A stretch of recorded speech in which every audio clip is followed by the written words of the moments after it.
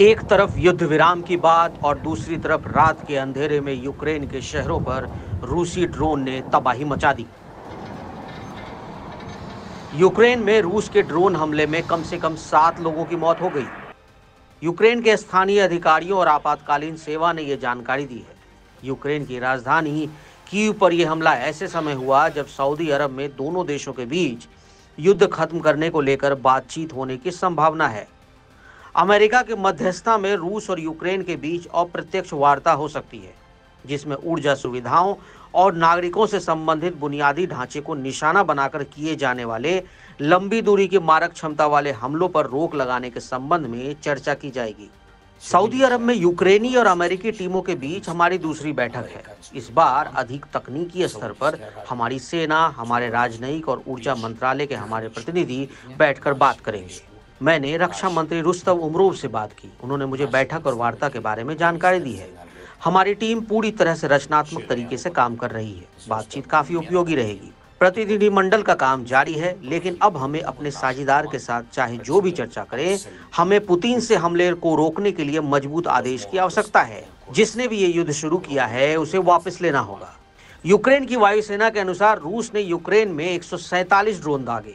Ukraine ने बताया कि 97 ड्रोन को उन्होंने मार गिराया और यूक्रेन की जवाबी कार्रवाई के चलते 25 ड्रोन अपने लक्ष्य तक नहीं पहुंच पाए।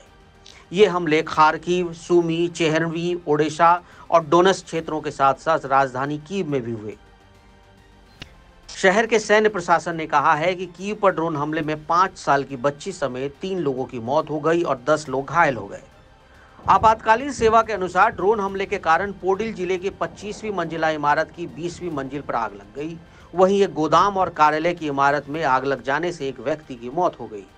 डोनेट्स्क क्षेत्र के गवर्नर वादिल फिलाश्किन ने बताया कि क्षेत्र में हुए रूसी हमले में 4 लोग मारे गए हैं। यह हमला रूस और यूक्रेन में एनर्जी इंफ्रास्ट्रक्चर पर हमलों पर 30 दिन के युद्ध विराम के एक हफ्ते से भी कम समय में हुआ है। रूसी राष्ट्रपति व्लादिमीर पुतिन और अमेरिकी राष्ट्रपति डोनाल्ड ट्रंप के बीच बातचीत के बाद क्रेमलिन ने 18 मार्च को युद्ध विराम पर सहमति जताई थी, लेकिन इसके बाद भी मॉस्को के यूक्रेनी शहरों पर हमले रुके नहीं हैं। हमें अमेरिकी पक्ष से संकेत मिला है कि सबसे अधिक संभावना है कि इसमें एनर्जी साइलेंस सीज फायर शामिल है, जिसका मतलब है कि दोनों देशों के ऊर्जा बुनियादी ढांचों के साथ साथ सिविलियन इंफ्रास्ट्रक्चर पर कोई हमला नहीं होगा। मैंने राष्ट्रपति ट्रंप को बताया कि सिविल इंफ्रास्ट्रक्चर काफी जरूरी है। हम इस बात पर सहमत हुए हैं कि हम अपनी ओर से उन वस्तुओं की सूची तैयार करने के लिए सब कुछ करेंगे जिन्हें हम प्राथमिकताएं मानते हैं और जिन्हें हम नागरिक बुनियादी ढांचा मानते हैं। इसमें रेलवे जैसे विभिन्न प्रकार के बुनियादी ढांचे शामिल हो सकते हैं। हम बंदरगाह के बुनियादी ढांचे के बारे में बात करेंगे। अमेरिकी राष्ट्रपति डोनाल्ड ट्रंप के विशेष दूत स्टीव विटकॉफ ने कहा कि उन्हें उम्मीद है कि सऊदी अरब में होने वाली बातचीत में कुछ प्रगति हो सकती है।